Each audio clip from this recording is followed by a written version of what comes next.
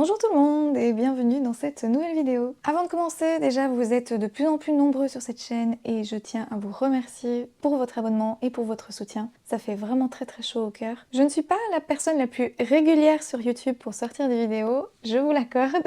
La couture c'est pour moi une passion et pas mon métier, ce qui fait que le nombre de vidéos qui sort sur cette chaîne dépend en fait du temps que je vais consacrer à cette passion. Et donc je peux pas vous promettre de sortir une vidéo par semaine ou une vidéo toutes les 2 semaines très régulièrement. Tout simplement pour vous dire que si vous aimez le contenu sur cette chaîne, n'hésitez pas à activer la cloche, ainsi vous serez averti lorsque une nouvelle vidéo sort, et en même temps vous soutenez cette chaîne. Mais rentrons dans le vif du sujet. Nous sommes en plein pendant les fêtes, mais je ne vais pas coudre une robe pour les fêtes, parce que j'estime que j'ai assez de robes de soirée dans ma garde-robe que je porte beaucoup trop peu, donc je ne vais pas faire de robe de Noël pour cette année. Peut-être une de Nouvel An, mais pas Noël en tout cas. Et comme je suis en plein dans cette recherche d'emploi, eh bien dans ma tête pour le moment j'ai envie de faire des vêtements que je pourrais porter au bureau. Et j'ai sorti de mon armoire cette fois-ci, non pas un tissu, mais 2 tissus. Le premier, c'est un lainage gris que j'ai reçu d'une couturière à la retraite. J'essaye un peu d'utiliser mes lainages en ce moment parce qu'ils prennent quand même beaucoup de place dans l'armoire. Le gris n'est pas une couleur que je porte dans mon quotidien à la maison ou quand je suis de sortie. Par contre, c'est une couleur que je portais assez bien au bureau. Et alors, je vois bien dedans un pantalon.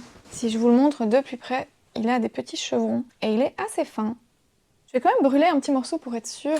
Il y a un peu de polyester dedans quand même, c'est un mélange. Pour le modèle du pantalon, je pensais à un pantalon de la Coupe d'Or, parce que je n'ai encore jamais testé cette méthode pour les pantalons. Et comme c'est quelque chose qui demande quand même beaucoup d'ajustements, je suis en train de me poser la question si avec la méthode de la Coupe d'Or, il y aurait moins d'ajustements qu'avec un patron déjà tout fait. Et alors le deuxième tissu, c'est un jersey marinière qui vient de chez Pretty Mercery. Je l'ai acheté il y a quelques années, par contre je pense qu'ils en ont remis sur leur site. Je sais pas vous dire si c'est exactement le même. Ici, il me semble que c'était un jersey de coton. Je vous mettrai de toute façon toutes les informations quelque part sur le côté parce que je me souviens plus très bien. Et alors pour ce jersey, j'imagine un body que je pourrais du coup porter avec le pantalon gris. J'en ai trouvé plusieurs sur Etsy qui viennent de la créatrice Daisy Pattern et je ne les ai encore jamais cousus, ni même de cette créatrice. Pour que ça ne soit pas trop long, je pense que je vais couper ce projet du coup en 2 vidéos.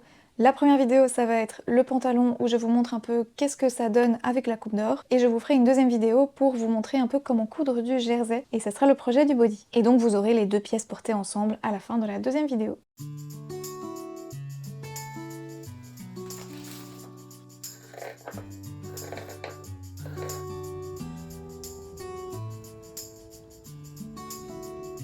Désolée pour ma voix, mais j'ai encore pris un coup de froid. Alors j'ai monté la toile, la voici. J'ai pas encore monté la ceinture, je préfère d'abord l'essayer sur moi pour voir un peu s'il y a des ajustements à faire. Et au niveau du revers du pantalon, je l'ai fait que d'un côté. Voilà, ici j'ai les vêtements repliés, c'est au cas où ça va pas du tout et qu'il faut refaire, comme ça je dois pas défaire des 2 côtés. Je vous reprends maintenant à la verticale pour l'essayage. Bon alors il y a des choses à corriger mais c'est pas trop mal je trouve de façon générale. Voilà ce que ça donne dans le dos. C'est un peu trop large à la taille. Je pense que je vais reprendre au milieu dos parce que les coutures ont l'air de bien tomber ici sur le côté. Voilà voilà. La façon dont ça tombe à l'arrière des cuisses, je trouve que c'est vraiment pas mal. Ça reste du calicot, hein, donc c'est un tissu qui est très raide et qui va craqueler. Au niveau des plis ici devant par exemple, le tombé ne sera pas du tout le même dans le tissu final. Donc ici je vais rien modifier parce que ça devrait pas craqueler comme c'est en train de le faire ici. Bon après au niveau des poches, c'est un peu ridicule parce que elles sont vraiment petites. Je n'arrive même pas à mettre mes mains dedans, donc ça je vais les agrandir un peu. Pour la longueur, on est bon. Et pour le revers aussi. Je suis quand même plutôt impressionnée par la méthode de la coupe d'or parce que pour être honnête avec vous, c'est la première fois que j'ai un pantalon qui tombe aussi bien au premier abord, sans trop d'ajustements. Bon, il y a quand même des trucs à corriger, mais ça c'est normal. Mais la longueur de la fourche m'a l'air bonne. Bon, il y a encore la ceinture qui doit venir aussi. Si je prends une chaise pour m'asseoir, ouais, franchement, je suis confortable dedans. Bon, ça fait ce bouffant là, mais ça c'est un peu normal, c'est avec les plis. Est-ce que je diminuerais pas quand même un peu les plis? Bon, pourtant ils sont pas énormes. Je sais pas, j'hésite. Bon bah, voilà, le premier résultat de la première toile, on est pas trop mal. Par contre, il y a un truc que j'ai pas fait sur la toile, c'est que je vois qu'il y a un pli en fait tout le long du pantalon. Donc ça, je vais devoir le plier. Je sais pas si je mettrai une petite surpiqûre, je verrai, ça dépend si le tissu marque au fer ou pas. Et alors pour vous expliquer un peu comment j'ai tracé le patron, donc ici on a les pièces. Donc on a le devant, le dos, la poche du dos, la poche du devant et la ceinture. Et alors pour tracer vos patrons, tous les points qui se trouvent au-dessus de la ligne de taille et sur la ligne de taille, donc à ce niveau-ci, vous les tracez avec le tour de poitrine. Et tous les points qui se trouvent en dessous de la ligne de taille, vous les tracez avec le tour de hanche. Voilà, donc j'estime que ces points-ci, c'est la ligne de taille, donc je les ai tracées avec le tour de poitrine 80 cm. Je vais aller corriger le patron, je vais aussi corriger la toile en même temps et je vais monter la ceinture et voir ce que ça donne du coup maintenant de façon générale. Et je vous reprends tout de suite après. Alors j'ai marqué là où il y avait les épingles et je dois enlever au total 6 cm. Alors c'est beaucoup trop à enlever au milieu dos uniquement, je pense que ça va déformer toute la fourche. Je pense que dans un premier temps je vais enlever 5 cm pour éviter d'enlever trop d'un coup. Et donc sur le patron je vais retracer la fourche à 1,5 cm du milieu dos, comme ça me fera déjà 3 cm en moins. Et je vais aussi enlever 1 cm par pince, comme ça j'aurai 5 cm en moins. Et ça sera un peu mieux réparti sur le dos. J'ai tracé le patron il y a au moins 6 mois et j'ai dû me tromper dans les valeurs que je traçais parce que le challenge maintenant ça va être de me retrouver parmi toutes ces lignes.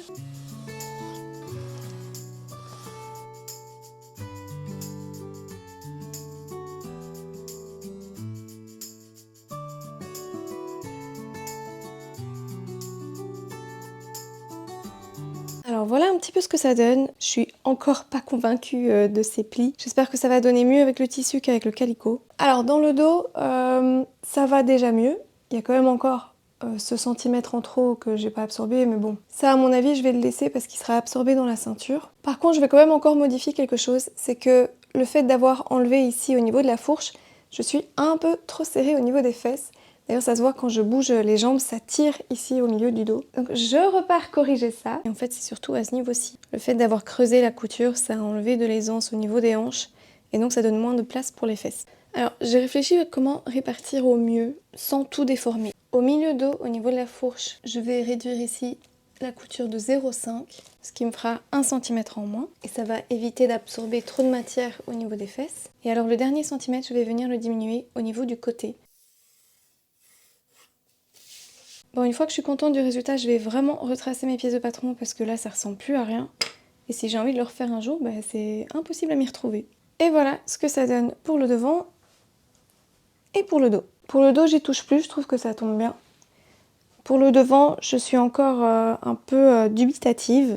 J'ai épinglé au niveau de la braguette comme si j'avais enlevé 0,5 cm de chaque côté et je trouve que ça tombe déjà un petit peu mieux. J'ai aussi une autre question à vous poser. Là, je suis en train de filmer le soir, il fait noir dehors, donc j'ai allumé de lumière et j'ai aussi ma ring light qui est allumée. Est-ce que ça vous dérange fortement que ce soit filmé à la lumière artificielle ou est-ce que vous préférez vraiment la lumière du jour? Je sais qu'il y a quand même une différence entre la qualité des vidéos, mais la raison pour laquelle je vous pose la question, c'est que comme je suis à la recherche d'un travail, je vais normalement bientôt rentrer dans la vie active, et si je veux continuer à vous faire des vidéos, j'aurai pas trop le choix que de vous filmer le soir. Donc voilà, mettez-moi en commentaire votre avis si c'est quelque chose qui vous dérange, ce genre de lumière-là. Comme ça, je sais un peu à quoi m'attendre et si je dois peut-être potentiellement investir dans des box de lumière ou je suis pas très douée dans ce domaine-là. Donc si vous avez des références à partager, n'hésitez pas à partager vos trucs et astuces. Et moi, en attendant, je continue avec mon pantalon.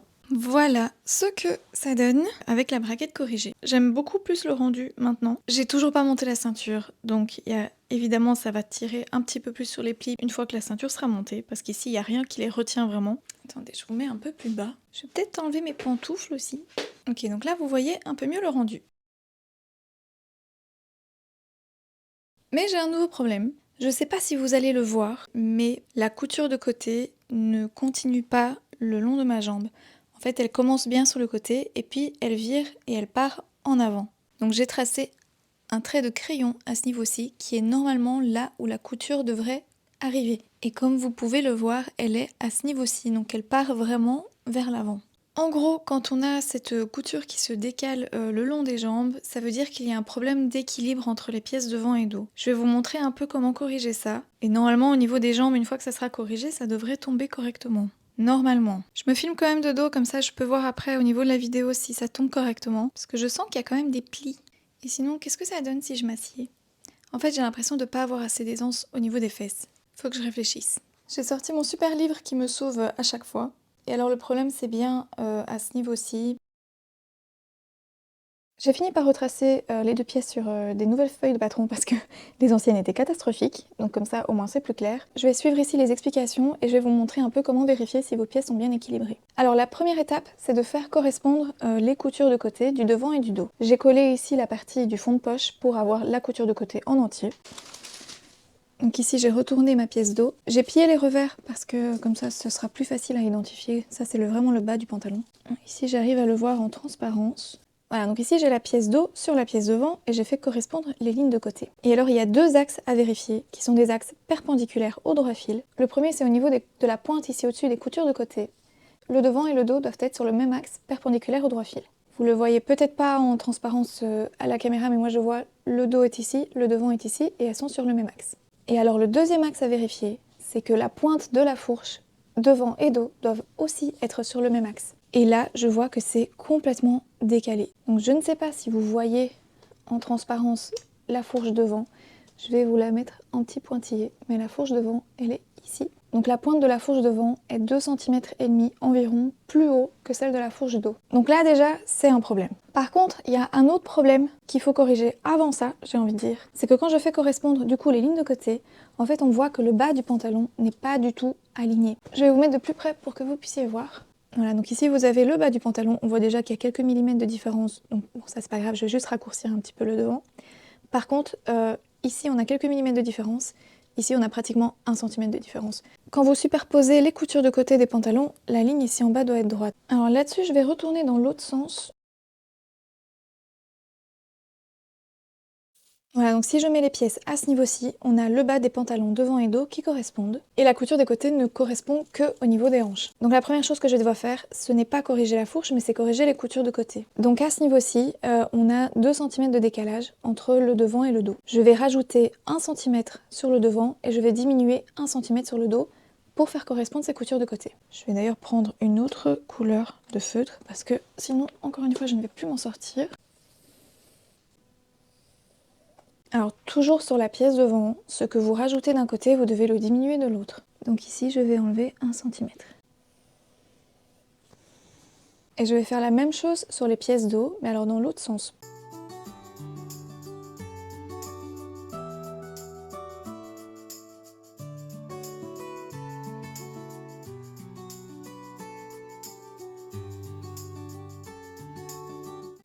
Bon, du coup là, on a les coutures de côté, on va dire, qui sont corrigées et qui correspondent. Après, j'ai toujours le problème de la fourche. Alors, la fourche n'est plus à ce niveau-ci en pointillé, elle est un peu plus haut maintenant. Parce que comme j'ai un peu fait pivoter la pièce devant pour que le bas corresponde, la fourche devant, elle est à ce niveau-ci. J'ai envie de comparer la fourche devant et dos avec un autre patron de pantalon que j'ai déjà fait. J'ai ressorti le patron du pantalon Burda que j'ai fait l'année dernière, il y a une vidéo sur ma chaîne par rapport à ça. Je pense que c'est la 3e vidéo sur la chaîne. Je vais comparer d'abord la fourche devant. Voilà, j'ai rien à dire, c'est exactement la même chose. Ouais, bah bingo. Donc la fourche dos du pantalon Burda arrive pratiquement 3 cm au-dessus de celui de la Coupe d'Or. Ce qui correspond aussi à la différence qu'on a entre les deux pièces de patron devant et dos.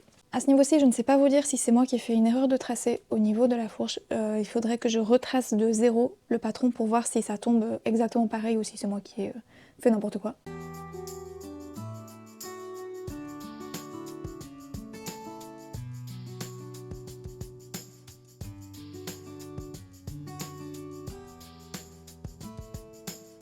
Avant de faire une deuxième toile, je vais quand même mesurer la fourche. Je connais mes mesures, donc moi je dois être à 65. Ici je suis à 25,2. 55. J'ai 55 cm de fourche, sachant que moi, elle est de 65, donc ça fait quand même 10 cm. Il y a une ceinture, hein. Donc ça, la ceinture, on va l'inclure dedans. La ceinture fait 4 cm, donc 4 cm devant, 4 cm dans le dos. On rajoute 8, donc il me manque quand même encore 2 cm. Bah écoutez, je vais quand même rajouter 2 cm à ce niveau-ci. On va la faire 2 cm plus loin. Et au final, je rejoins l'ancienne courbe. Je devais juste la monter un petit peu plus haut. Voilà pour les corrections, je vais aller faire la toile numéro 2 maintenant, en incluant la ceinture, parce que je l'ai toujours pas inclus celle-là. Toile numéro 2. C'est déjà mieux, il y a encore des petites choses à ajuster. Je vous fais d'abord un petit tour. Pour les coutures de côté, maintenant ça va, le tout est rééquilibré. À l'arrière, ça va aussi. Maintenant, il y a des petites choses ici qui me dérangent. C'est surtout au milieu, il y a une espèce d'amas de matière là, c'est vraiment bizarre. Je suis pas certaine de ce qui provoque ça et je sais pas non plus comment le corriger correctement. Quand je me mets comme ça tombe mieux. Après, c'est pas une position, mais je vais clairement pas rester comme ça toute la journée juste pour que le pantalon tombe bien. Je crois comprendre ce qui provoque ça. Je vais vous mettre une photo de la pièce avant du pantalon Et alors si vous regardez bien, le pont de la braguette n'est pas parallèle au droit fil. Ça me semble un petit peu bizarre, mais en même temps ça expliquerait le problème parce que lorsqu'on ferme le pantalon, la braguette elle se retrouve dans un axe perpendiculaire au sol. Et donc si j'ai mes deux pièces de patron comme ceci, à partir du moment où je ferme la braguette, les pièces du pantalon elles font comme ça. Ce qui explique les plis en fait, de quand je me mets comme ça fait un amas de matière à ce niveau-ci. Je suis pas du tout une experte en patronage et encore moins en patronage de pantalons, donc s'il y a des experts qui passent par là, est-ce que vous pouvez m'expliquer quelle serait la raison derrière dessiner le patron de la braguette comme ceci par rapport au droit fil? En tout cas pour ce modèle-ci, je vais redessiner sur le patron pour qu'il soit vraiment parallèle au droit fil. Et je vais pas faire de troisième toile, je vais directement attaquer le tissu et je prie pour que ça tombe correctement. En tout cas, le gros du travail est fait parce que c'est toujours la partie ajustement qui prend le plus de temps, surtout quand il s'agit de pantalons, dans mon cas en tout cas. Et je trouve que le dos est pas trop mal pour une fois.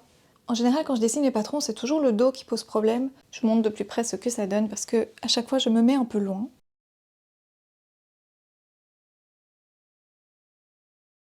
Et on passe au tissu.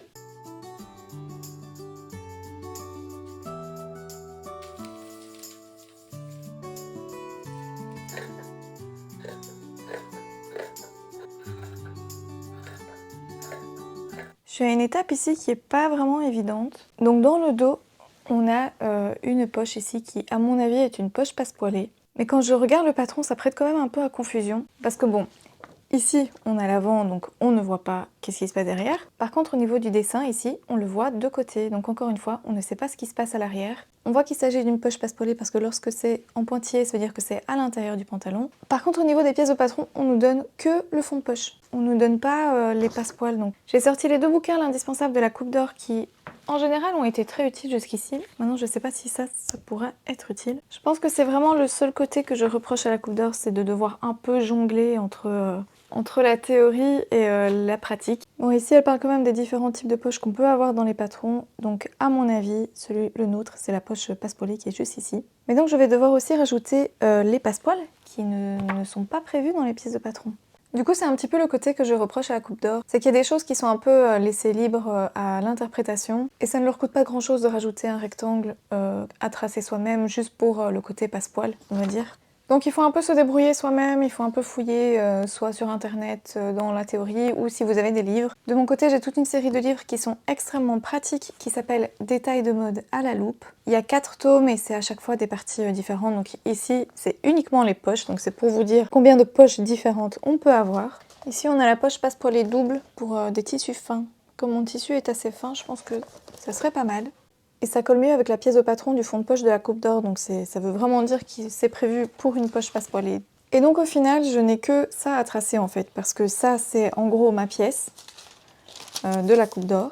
C'est pas tout à fait les mêmes dimensions, mais ça sera à moi d'adapter. Ici c'est le rectangle que je vais devoir tracer, et ça c'est juste le thermocollant à mettre là-dessus. Donc au final, je n'ai qu'une pièce à tracer en plus. Et bien on va faire ça tout de suite. Je vous montre juste du coup comment c'est un peu construit. Donc ici, c'est au niveau de votre pantalon, là où vous aurez les marquages.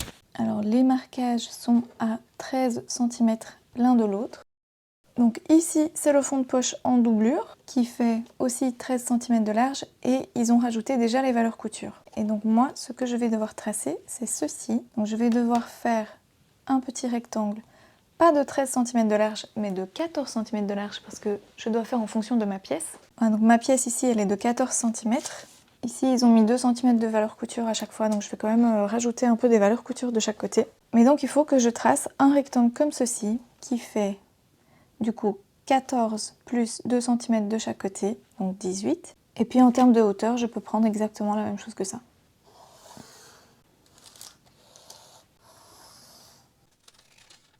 Voilà, j'ai rajouté 2 cm de valeur de couture, comme ça maintenant les deux pièces collent.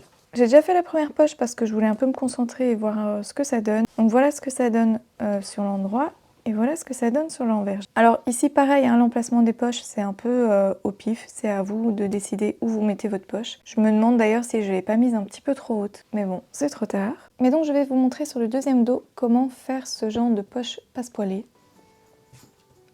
Ah d'accord, tu veux t'installer là? Bon, je suis désolée mais on a une petite perturbation. Oui, petit cœur, c'est toi la perturbation.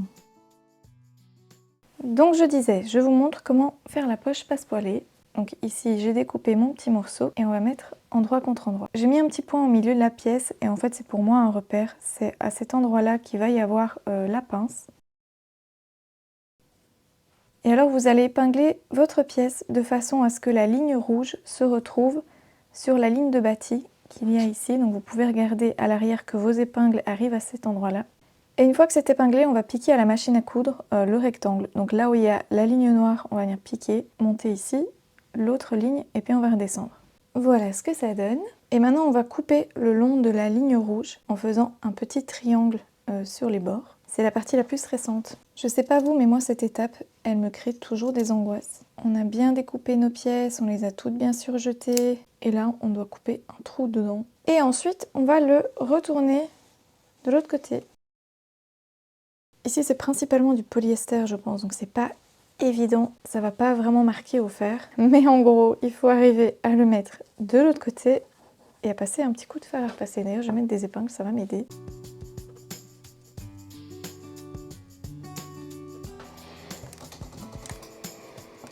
Ça va en fait, ça marque quand même bien. Et alors un truc qui peut vraiment aider, c'est d'emprisonner la vapeur avec un morceau de bois. Donc il y a des espèces de presse tailleur. Ici en fait c'est juste un vieux morceau de planche à pain qui s'est cassé en deux. Donc je l'ai gardé et je l'utilise ici pour emprisonner la vapeur. Et au final c'est tout plat.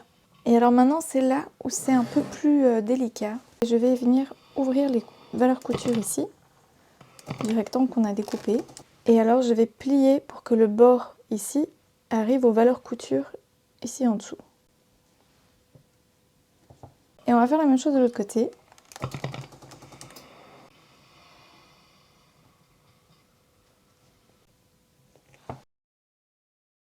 Et en gros ça donnera comme ça. Donc l'important maintenant c'est de bien repasser. Je pense que je vais quand même bâtir histoire que ça tienne bien en place.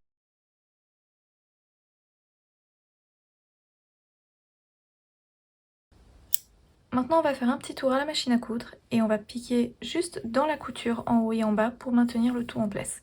Par contre j'ai fait une petite erreur. Le morceau de patron pour le thermocollant, moi je l'ai collé sur la pièce du passepoil, comme ceci. Alors qu'en fait j'aurais dû le coller sur le pantalon à ce niveau-ci avant de coudre le passepoil dessus. C'est justement pour éviter que les coutures ici au niveau du pantalon s'effilochent. Mais la chance dans ma malchance, c'est qu'il s'agit d'un tissu en polyester, donc pour éviter que ça ne s'effiloche, d'ailleurs on voit que ça a déjà commencé à s'effilocher, je vais venir brûler avec un briquet. En brûlant ça va faire fondre les bords et ça va éviter que ça ne s'effiloche. Mais donc si vous faites des poches passepoilées, gardez en tête qu'il faut thermocoller votre pantalon à l'endroit où vous allez découper. Évidemment ne faites pas ça si votre tissu est en matière naturelle, parce que vous allez juste tout faire brûler. Maintenant on va placer les poches. On va d'abord piquer endroit contre endroit à ce niveau-ci. Et on va piquer le plus près possible de la couture. Une fois que c'est piqué ici au-dessus, vous retournez votre poche et vous allez joindre l'autre bout au bas du passepoil, comme ceci.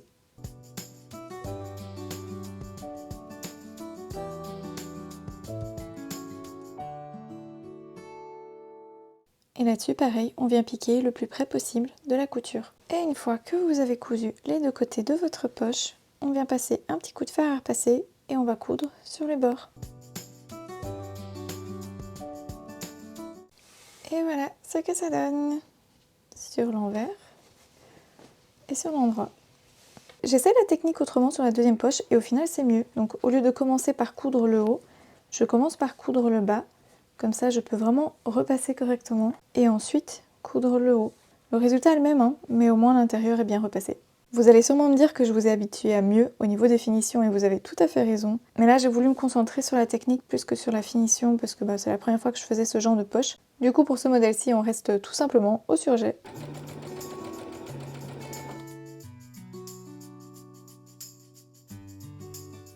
Je vous montre un petit peu ce qui se passe au niveau du revers. Donc à ce niveau-ci, ça sera le bas du pantalon. Et donc on a 4 cm de revers qu'il faut faire x2 pour pouvoir le plier vers le haut. Et j'ai mis 3 cm de valeur couture.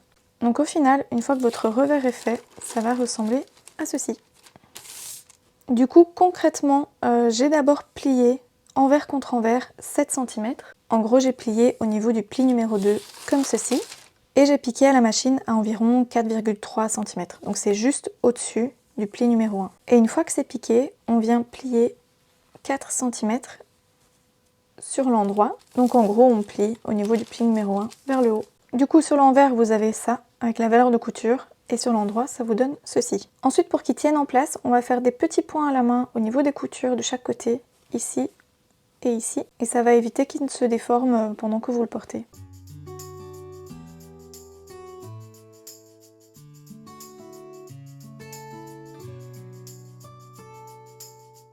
Les amis, on est en mode relax aujourd'hui, donc on ne critique pas la dégaine. Il est quasi terminé, il me reste uniquement à monter la ceinture, mais je voudrais d'abord l'essayer quand même une première fois avant de monter la ceinture, juste pour s'il y a des petits ajustements encore à faire. Mais ça m'a l'air pas mal tout ça.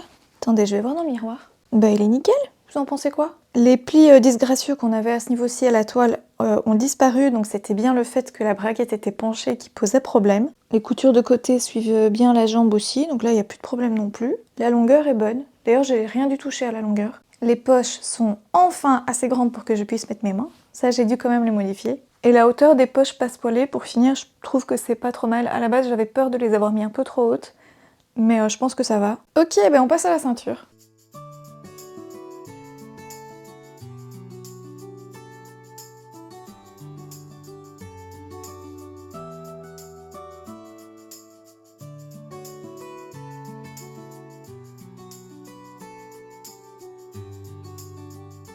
Bon, par contre, il y a un truc qui est pas super joli, c'est que les poches s'ouvrent. Vous voyez, on voit même la doublure derrière. Je trouve que c'est vraiment pas très flatteur. Du coup, c'est dommage, mais tant pis, je vais les condamner. Je vais mettre un petit point à la main pour que ça reste fermé. Et de toute façon, je mets rien dans les poches arrière, donc au final, on s'en fout un peu.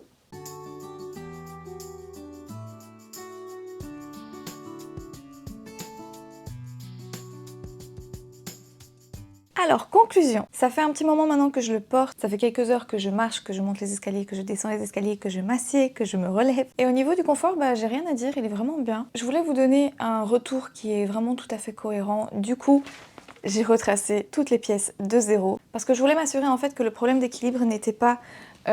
parce que je savais pas si c'était un problème au niveau de la méthode ou du patron ou si c'était une erreur de ma part. Et le résultat est que c'est une erreur de ma part. J'ai vérifié en faisant correspondre les coutures de côté et il n'y a plus de problème d'équilibre avec la fourche. Par contre, j'ai quand même superposé ces nouvelles pièces avec mes pièces de patron à moi pour voir si c'était vraiment complètement déformé. Et il n'y avait que au niveau de la fourche du dos où j'avais fait une erreur et c'est ce qui a provoqué les problèmes d'équilibre à la base. Voilà, je trouvais que c'était important quand même de vous donner un retour par rapport à ça. Mais du coup, vous avez un petit tutoriel en extra sur comment rééquilibrer des pièces de patron de pantalon. Ça peut toujours être utile hein, si jamais vous faites le même genre d'erreur que moi. Ça vous évitera de tout retracer de zéro. J'avais déjà fait une première vidéo sur la coupe d'or, c'était d'ailleurs la toute première vidéo sur cette chaîne. J'avais fait une blouse avec eux, ici j'ai voulu faire un pantalon pour un peu tester un niveau de difficulté supérieur. Et au final, mon avis reste plus ou moins le même. Pour les débutants, en tout cas, moi je ne le conseillerais pas. À moins que vous ne soyez vraiment très débrouillard parce que les explications sont inexistantes. Ça sera à vous de chercher sur internet, dans des livres, la théorie qui vous manque et les explications pour pouvoir monter votre vêtement en tout cas. J'ai quand même 3 petits points négatifs à souligner. Le premier, c'est au niveau de la poche italienne. Franchement, je la trouve extrêmement petite. On sait à peine mettre sa main dedans. Votre téléphone, laissez tomber, ça dépasse. Du coup, je l'ai agrandi. Après, bon voilà, ça c'est pas extrêmement compliqué à faire. J'ai juste retracé un peu plus grande. Le deuxième point, c'est qu'il faut quand même expliquer au niveau de la braguette pourquoi est-ce qu'on n'a pas une braguette qui est parallèle au droit fil. Là, pour le coup, c'est pas une erreur de ma part, c'est quelque chose qui est vraiment dessiné sur le patron, donc c'est voulu que ce soit comme ça. Il y a peut-être une raison derrière, moi en tout cas, je ne la connais pas, et elle m'a apporté plus de problèmes qu'autre chose. Vous avez bien vu, dès que j'ai corrigé cette braguette, les plis disgracieux ont disparu. Donc voilà, ça c'est un point un petit peu à vérifier. D'ailleurs, je vais regarder si dans d'autres modèles de pantalons, c'est comme ça aussi. Et c'est pareil, la braguette est aussi penchée. Là, j'ai un modèle de short et c'est vraiment flagrant à quel point il n'est pas du tout parallèle au droit fil. Ok, donc c'est normal dans leur patron d'avoir ça. Maintenant, je sais pas pourquoi ils font ça. Je suis pas une experte en patronage, hein, donc voilà. Et alors le troisième point, et ça c'est un petit côté que je leur reproche, c'est toute cette histoire de poche passepoilée. Et j'ai regardé aussi dans d'autres modèles de pantalons, et c'est comme ça un peu dans tous les modèles. On vous donne uniquement la pièce du fond de poche, et pour le reste, mais c'est à vous de vous débrouiller. Surtout que dans ce modèle en particulier, on n'a même pas un dessin technique du dos, donc on sait pas trop ce qui se passe. Donc on regarde notre pièce de patron et on se demande mais c'est quoi? C'est une poche passepoilée? C'est une poche zippée? On sait pas trop. Et en fait c'est le genre de petites choses qui malheureusement excluent les débutants de cette méthode. De mon expérience personnelle, j'ai acheté ce coffret en 2017. J'étais pas débutante, mais on va dire débutante avancée. Par contre je n'avais aucune notion de patronage et j'ai très vite abandonné. Parce que ça m'avait frustrée plus qu'autre chose, je ne comprenais pas ce que je devais faire comme vérification. Donc c'est sûr que c'est plus facile une fois que vous avez une certaine expérience, un certain bagage, parce que vous savez exactement ce que vous devez vérifier. Mais au bout du compte, ça reste une très bonne méthode. Comme je disais par rapport à ma première toile, c'est la première fois que j'essaye une toile de pantalon et qu'elle me va aussi bien. Il y a eu des choses à corriger, en plus il y a eu des erreurs de ma part. Si on enlève la partie liée à mon erreur, je n'ai eu que 2 ajustements à faire, qui est enlever l'excédent de matière au niveau de la taille et retracer la braguette parallèle au droit fil. C'est tout au final. Il me reste encore pas mal de métrage de ce tissu, j'avais pas vraiment mesuré avant mais j'en ai encore un bon petit paquet. Et je discutais avec Rose et on se disait que ça serait pas mal de faire peut-être un petit blazer assorti pour avoir un ensemble blazer-pantalon. Je ne sais pas si c'est quelque chose que je vais vous filmer parce que c'est quand même une pièce qui est très technique. Maintenant n'hésitez pas à me dire si c'est quelque chose qui vous intéresse que je vous filme le montage d'un blazer. Cette vidéo arrive à sa fin, je vais maintenant m'attaquer au body en jersey. Et du coup ça sera l'objectif de la prochaine vidéo, c'est de vous montrer comment coudre un vêtement en jersey. Elle sera certainement beaucoup plus courte et beaucoup plus facile que celle-ci. Mais je vous avoue qu'après des projets un peu casse-tête, j'aime bien faire des projets qui sont aussi un peu plus relaxants. Et pour finir sur une note positive, j'ai trouvé un nouveau travail, je commence le lundi 3 février. Mais promis, je ne vous oublie pas, je continuerai à vous faire des petites vidéos. Merci beaucoup pour tout le soutien que vous m'avez apporté jusqu'ici. Si vous êtes encore là, merci d'avoir regardé cette vidéo jusqu'au bout. J'espère que le pantalon vous plaît, j'espère que la vidéo vous a plu également. Prenez soin de vous et je vous dis à bientôt dans une prochaine vidéo. Je viens de remarquer qu'il n'y a pas de passant, tiens. J'aurais peut-être dû en mettre pour faire une ceinture décorative, mais bon, tant pis.